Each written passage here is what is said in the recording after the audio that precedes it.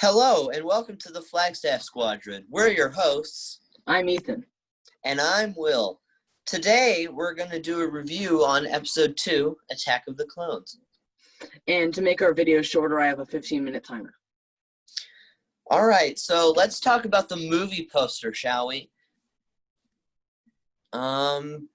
Let's see. So, I'm looking at it right now, and it shows Anakin holding Padme with Obi-Wan to the side and Yoda's head on the other side.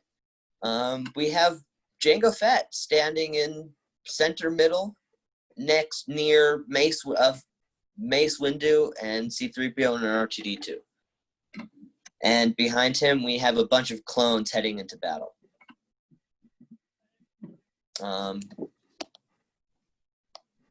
Yeah, that's it. All right. I will put up my slide then. Okay. I have the box office stuff. So Attack of the Clones actually made $653.8 million US, and their budget was $122 million. So it did pretty good in the box office. Definitely made their budget back. And yeah, that's it. All right. Let's do the critic review. We got 65% on Rotten Tomatoes.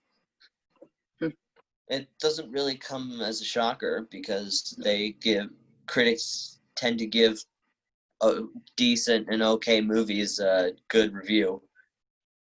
Yeah, I don't know their exact reasoning behind it. I just know it got a 65%. Nice. And I have the viewer reviews. So from what I could find online, which wasn't much, the casual and or serious viewer rated Attack of the Clones 2 or 3 stars out of 5, which is a pretty low rating, but it's a pretty bad movie, so it's accurate.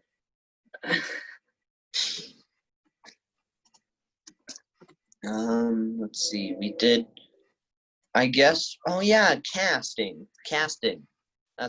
Casting was great. I liked it. Yeah. They stuck with the same actors for Obi-Wan and Padme. They hired Hayden Christensen for Anakin, and honestly, he portrayed him very well, if you ask me. Better than people say he is. My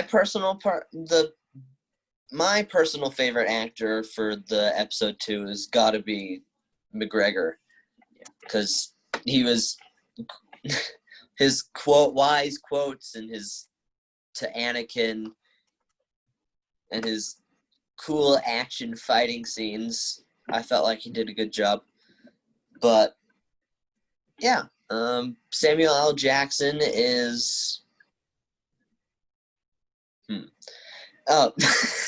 he's Mace Windu, and I think we had Jar Jar Binks in there for a little bit, but that's besides the point.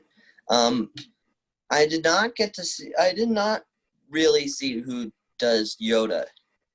Frank Oz is the voice of him. That's what it is. Did he do him in episodes 5 and 6 or something like that? He did, yeah.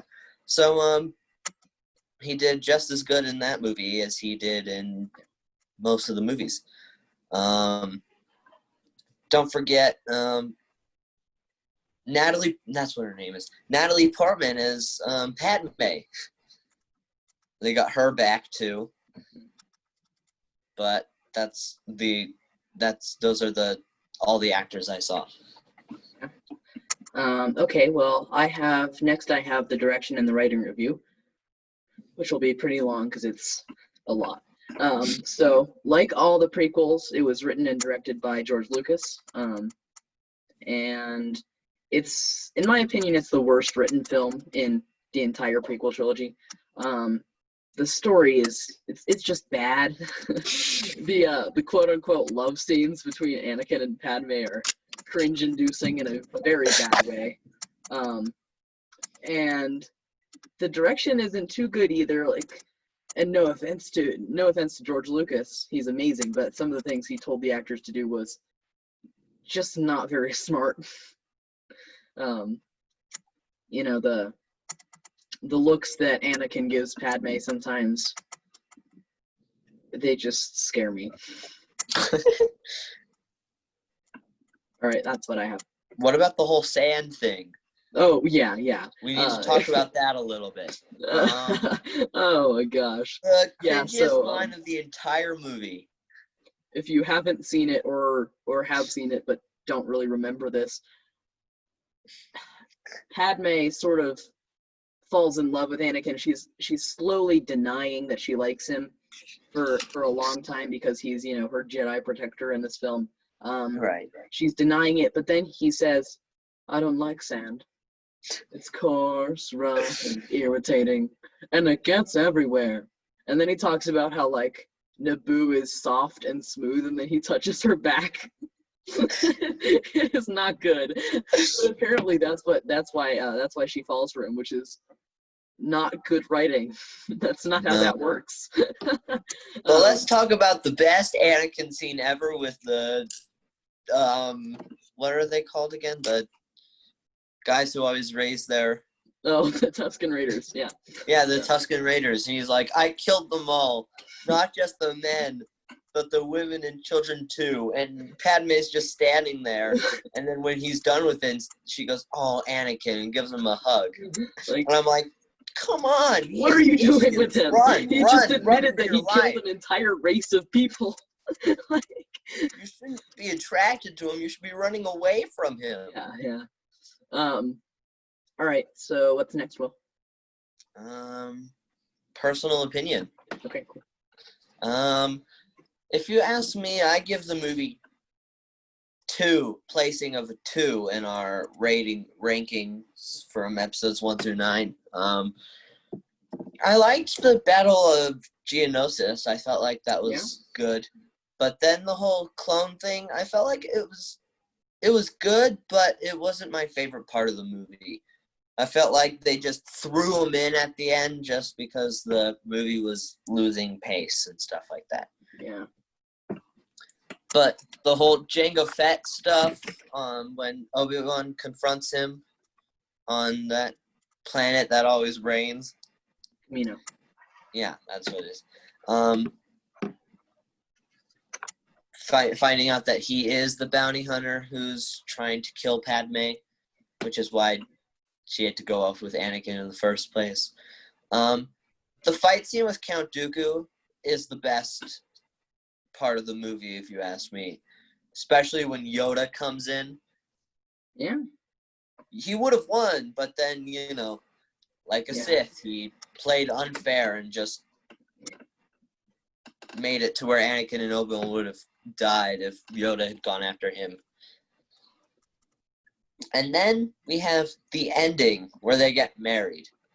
I never understood that. I never understood why they got married. He's kind of crazy, and she's a queen. Senator now. Ex-senator.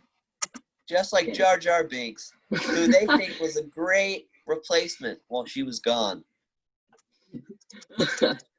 Representative Binks, I'm counting on you.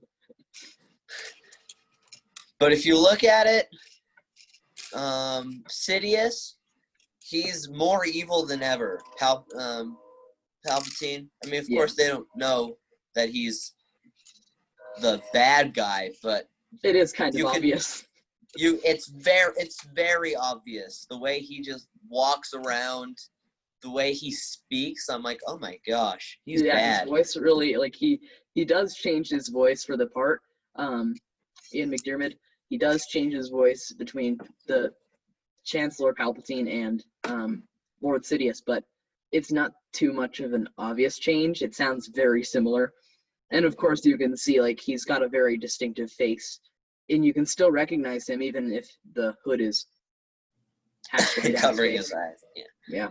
What about you? What's next for you? All right, I have personal opinion as well. So I'm just going to start off with a blank statement. This film is terrible. It just like Phantom Menace, and I will link the first movie review up in the right-hand corner of the screen right now. It has way too much special effects for one movie. But, and like, even more about the special effects, the whole film is about clone troopers and how they saved the day at the Battle of Geonosis and how they're created, all this. But they didn't make a single piece of clone trooper armor as a prop. Every No? single clone was made out of complete CGI, which is bad. But even though it's awful, and it is awful, I kind of have nice memories of watching it. It used to be my favorite film. I still don't like it, and I know it's bad, but it makes me feel good sometimes watching it. It just reminds me of when I was a little boy, and I love to watch this movie. And I also rate it number 2 on our rank board. All right. I don't have Okay. anything else. Do you? Yeah, and we have only 4 minutes left, so All right. that's pretty much it. Yeah. Yeah. Yeah, okay, so don't forget to hit that subscribe button, ring the notification bell, and we will see you next week for the next episode of the Flagstaff Squadcast. We're going to be reviewing another movie, I think. No? We can cut that out, right? Yeah, we can get that out. All right. This is Flag Squadron signing off.